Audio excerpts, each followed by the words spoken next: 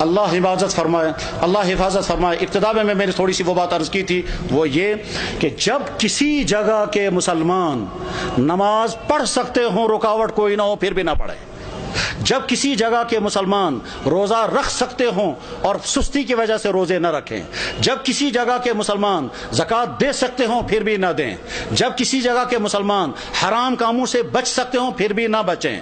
جب کسی جگہ کے مسلمان قرآن پڑھ سکتے ہوں پھر بھی قرآن کے ساتھ ان کا تعلق قائم نہ ہو. جب کسی جگہ کے مسلمان اپنی نبی کی ایک سنت پر عمل کر سکتے ہوں پھر بھی نہ کریں. تو اللہ تعالیٰ شانوں کی طرف سے کبھی خطرناک فیصلے آتے ہیں، وہ یہ کہ جب تم آزادی کے دور میں میرے دین پر عمل کر سکتے تھے پھر بھی تم نے عمل نہیں کیا، تو میں ایسے حالات لے آؤں گا کہ تم چاہو گے بھی عمل کرنا تو کر نہیں سکو گے. اس کی مثال نمبر 1 اندلس کی میں نے پیش کر دی تھی کہ اندلس میں 800 سال تک مسلمانوں کی حکومت رہی، اور بعد میں جب خرابیاں شروع ہو گئی تو وہ حالات آ گئے کہ اگر وہ قرآن پڑھنا چاہے تو نہیں پڑھ سکتے تھے، اپنی عورتوں کی عصمتیں بچانا چاہیں تو نہیں بچا سکتے تھے، بلکہ کیا ان کی تو جان بھی باقی نہیں رہی، اور وہاں کے مسلمان یا تو مارے گئے یا عیسائی بن گئے یا وہاں سے فرار ہو گئے. اور اس طرح سے 800 سال کا مسلم ملک جو اذانوں سے آباد تھا، وہ 800 سال کا مسلم ملک کفرستان بن گیا. بخارا اور سمرقند یہ وہ علاقہ تھا جہاں امام بخاری، امام مسلم، ابو اللیث سمرقندی جیسا انسان، وہ علاقہ کے جہاں امام صاحب ہدایہ علامہ برہان الدین مرغینانی رحمہ اللہ تعالی جس علاقے میں تھے، کہ جس مسجد میں بیٹھ کر کے انہوں نے ہدایہ کتاب لکھی، اور 13 سال لگے کتاب لکھتے ہوئے، اور 13 سال مسلسل نے روزہ رکھا. گھر والوں سے کھانا آتا تھا، وہ کھانا رکھ دیتے تھے، جب گھر والے واپس چلے جاتے تھے یہ کھانا کسی غریب کو کھلاتے تھے. 13 سال بیٹھ کر کے انہوں نے کتاب ہدایہ نام کی کتاب لکھی تھی، جو حدیث اور عقلی علوم کا مجموعہ ہے. علامہ انور شاہ صاحب کہا کرتے تھے، فرماتے تھے میں ہر کتاب کا جواب لکھ سکتا ہوں لیکن چند کتابوں کا جواب مجھ سے نہیں لکھا جا سکتا ہے، ان میں سے ایک کتاب ہدایہ بھی ہے. جس مسجد میں صاحب ہدایہ نے وہ کتاب لکھی تھی اس مسجد میں شراب کھانا چلتا ہے.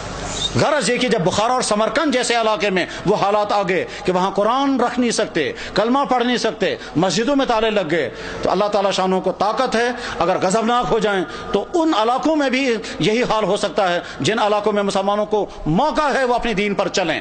میرے بھائیوں، اس غلط فہمی میں مت رہیں کہ ہمارے لیے وہ حالات نہیں آ سکتے ہیں. ہماری پچھلی تاریخ میں ایسے حالات آ چکے ہیں. چنانچہ کشمیر کی پچھلی تاریخ میں ایک زمانہ ایسا آیا تھا جب سکھوں کا دور تھا، مسجدوں میں تالے لگے تھے، اور جو نماز پڑھنا چاہتا تھا اس نماز پڑھنا اس کی جسم سے کھال نکالی جاتی تھی سب لوگوں کے سامنے تاکہ باقی لوگ نماز نہ پڑھیں. سری نگر کی جامع مسجد میں گھوڑے باندھے گئے تھے، تمام مسجدیں مسمار کر دی گئی تھی. اس وقت لوگ نماز پڑھنا نہیں پڑھ سکتے تھے، یہ اذانیں بین ہو گئی تھی. جب کسی جگہ کے مسلمان اپنی دین کی ناقدری کرنے لگتے ہیں تو ایسے حالات آ سکتے ہیں. اور اس کی مثال اس بات کی مثال نہیں کہ مسلمانوں نے ناقدری کی، وہ تو ظلم ہے، لیکن مثال ہمارے سامنے ہے.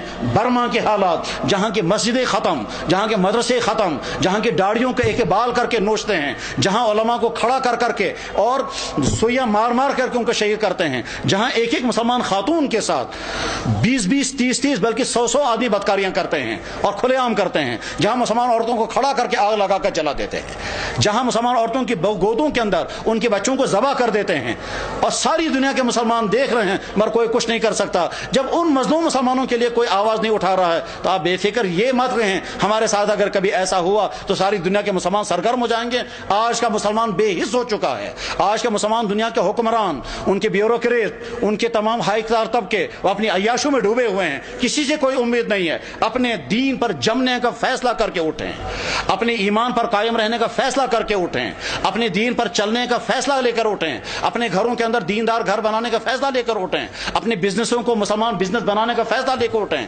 اپنے فنکشنوں کو دین کا فنکشن بنانے کا فیصلہ لے کر کے اٹھیں. جب مسلمان حرام سے بچ سکتا ہو اور پھر بھی نہ بچے اور شرابیں پیے تو حالات ایسے آ سکتے ہیں کہ زبردستی مسلمانوں کو شراب پلائی جائے گی. جب مسلمان داڑھی رکھ سکتا ہو اور نہ رکھے تو بعد میں ایسے حالات آ سکتے ہیں کہ رکھنا بھی چاہیں تو نہیں رکھ سکتے. ساری ترکی کے اندر مسلمان داڑھی رکھ نہیں سکتا حالانکہ سارا مسلمان ملک ہے.